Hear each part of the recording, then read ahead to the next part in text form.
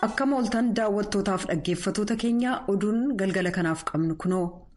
Itoophiyaa keessatti hookkarree hammaachuusaaf labsiin yeroo muddamaa labsamuun muummicha barreessaa akka tokkummaa mootummoota akkaan kan isaan yaaddesse ta'uu dubbii himaan isaanii Steven Dujaarik beeksisanii jiran. Dhimmootiin naannoo kabal'ina qabanis yaaddessaa ta'uu dubbii himaan kun ibsaniiru. Dubbiif wal barbaaduun atattamaan akka dhaabatu kanneen gargaarsi isaan barbaachisuuf deeggarsi lubbuu oolchuu dhorkaa malee dhaqqabuu akka danda'utti rakkoo kanaaf furmaata argamsiisuu akkasumas bu'uura nagaaf tasgabbii biyyattii keessaa diriirsuu haala dandeessisu uumuuf mariin biyyoolessaa akka geggeeffamu muummicha barreessaan gaafachuu isaanii dubbii himaa akka ta'an Steven Dujaarik beeksisaniiru. Walwaraansi Itoophiyaa keessaa ka waggaa tokkoof ture gara jabinaan ka guute ture jechuudhaan qorannaan gamtaan geggeeffame gochi gara jabinaa garee maraan ka raawwatame ta'us eenyu akka itti gaafatamu dubbachuurraa of qusachuudhaan hoogganaan dhimmootii mirga namaa akka tokkummaa mootummoota roobii har'aa beeksisanii jiran. Qorannaan sun doorsisa aangawootaatiin gufateeraa kanaaf naannolee ugguramaniif bakka walwaraansa sanaan akkaan miidhaman hin daawwatamne jedhan. Bahiin qorannaa kanaa waajjira dhimmootii mirga namaa akka tokkummaa mootummootaaf komishina mirga namaa Itoophiyaan kan geggeessame kan hagas hin baratamin kun kan ifa taasifame walwaraansi sun jalqabamee waggaa tokko guutuuf guyyaan tokko ennaa hafetti akkasumas Itoophiyaan humnoonni Tigraay Finfinnee seenuuf dhaadataa ennaa jiraniif ennaa biyyattiin labsii yeroo muddamaa haaraa labsitetti. Tokkummaan mootummoota Associated Pressiif akka ibsetti aangawoonni Itoophiyaa gaazexeessota kanneen mirga namaaf falmaniif taajabdoonni biyyootii alaa kanneen biroon naannoo sana akka hin seenne waan ittiseef jecha gareen qorannaa kun walta'ee hojjechuun barbaachisaa ture jedhee jira. Walitti bu'iinsi naannoo Tigraay keessatti ka'e erga kan noobeelii nagaa badhaafaman. Mootummaan muummicha ministeeraa Abiy Ahmed loltoonni biyya ollaa Eertiraaf humnoonni Itoophiyaa kan mootummaa biyyoolessaa dhuunfatanii turan TPLFitti akka duulaniif eeyyamanii as namoota kumaan lakkaa'amantu dhuman. Ergasii qabee dhalattoonni Tigraay guutummaa biyyattii keessatti irratti fuulleffatamuudhaan walitti qabamanii akka hidhaman yoo ibsamu siiviilonni Tigraay keessa jiran immoo kashlabbootaan humnaan gudeeddiin irratti raawwatamuu beelaaf jamaan qe'eerraa buqqaafamuun irra ga'uun ibsameeraa jedha bahiin qorannaa kana. Dhiyaa Tigraay keessaa dhalattoonni Tigraay naannolee irra hedduu gadhiisanii waan deemaniif haasofsiisuun rakkisaa ture jedha gabaasee haaraa bahe kun.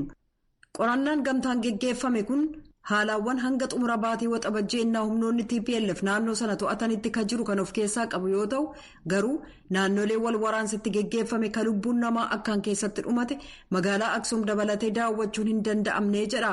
Sababiinsaas mootummaan Itoophiyaa bilbila saatalaayitii qorannaaf gargaaraan waan uggureef jechaa jedha. Ibsi gamtaan komishina mirga dhala namaa akka tokkummaa mootummootaaf komishina mirga dhala namaa kan Itoophiyaan bahe kun hordoftoota keenyaa guutummaa gabaasa kanaa fuula feesbuukiif marsariitii keenyarraa argachuu dandeessan. Ba'ii qorannaa ka tokkummaa mootummootaaf kan komishinni mirga dhala namaa Itoophiyaa waliin ta'uun baasan kana ilaalchisee mootummaan Itoophiyaa deebii gamasaa kennee jira. Gabaasa qorannaa komishiniin mirga dhala namaa Itoophiyaaf komishinni mirga dhala namaa ka tokkummaa mootummootaa ifa baasan kan waa'ee himata dhimma dhiittaa mirga namoomaaf dararaa walitti bu'iinsa Tigraay keessatti dhaqqabe jechuun dhiyaate arginee jirraa jedha ibsi waajjira muummicha ministeeraa Itoophiyaa biraa ba'e. Gabaasa kana keessaa hanga tokko irratti of qusannaa ofii keenyaa qabaannuyyuu gabaasni kun barbaachisaa kan namoota miidhamaniif gocha sanaaf itti gaafatamummaan akka jiru kan mirkaneessuuf kun akka hin taaneef attamiin ittisuun akka danda'ame kan lafa kaa'edha jennaa jedha. Gabaasni kun erga walitti bu'iinsi sun jalqabamee qabee lammiiwwan Itoophiyaa rakkoo hamaarra ga'ee fi dhukkubbii isaan keessa darban galmeesse. Kabajaa dhabuuf gara laafinni sarbamee walitti bu'iinsa kana keessatti waan raawwatame kan laphee namaa cabsudha. Himata mootummaa irratti dhiyaate kan ilaaleen garee kanaaf yaaddoo qabnu dhiyeeffannus fudhatama dhabuunsaa nu miidhee jira. Qorannaan geggeeffame kun duguuggaa sanyiitu geggeeffame.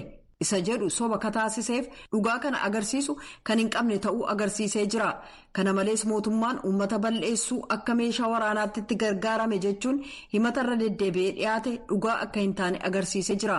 Kana malees beekaa gargaarsi dhala namaa Tigraay akka hin seenne mootummaan taasise isa jedhus sirrii akka hin ta'in akkasumas qorannaan duraan geggeeffamaa ture waliin harki caalaansaa walfakkaataa ta'uu ibsi ba'e beeksisee jira jedha ibsi. Waajjira muummicha ministeeraa Itoophiyaa biraa ba'e kun.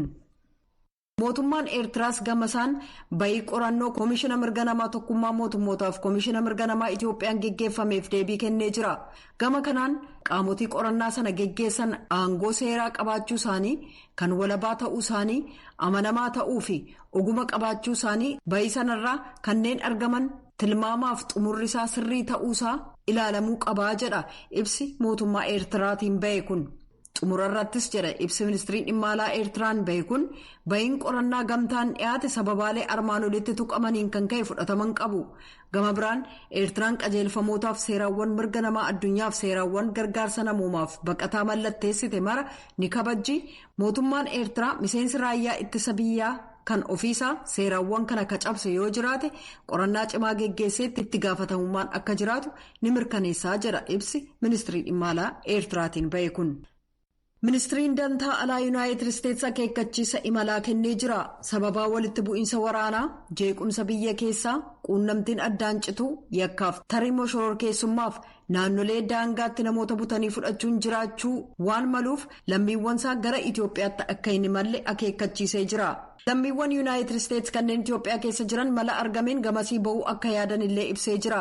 Sababaa wal waraansi geggeeffamaa jiruuf jecha yeroo ammaa gara Itoophiyaatti imaluun amansiisaa miti jedha ibsi ministirii dantaa alaa Yuunaayitid Isteets biraa bahe kun. Mootummaan Itoophiyaas labsii yeroo muddamsaa 9 bara 2021 baasuusaallee eereera. Aangawoonni embasii Yuunaayitid Isteets kan gamasii yeroo ammaa magaalaa Finfinneedhaa ala imala geggeessan murtaa'aa taasisaniiru. Lammiiwwan Yuunaayitid Isteets gamas jiran hatattamaan marsariitii addis acs@state.gov irratti guutummaa maqaa guyyaa dhaloota isaanii lakkoofsa paaspoortii isaaniif bakka amma jiran waliin akka erganillee beeksisee jira. Oduun ammaaf qabnu kanuma.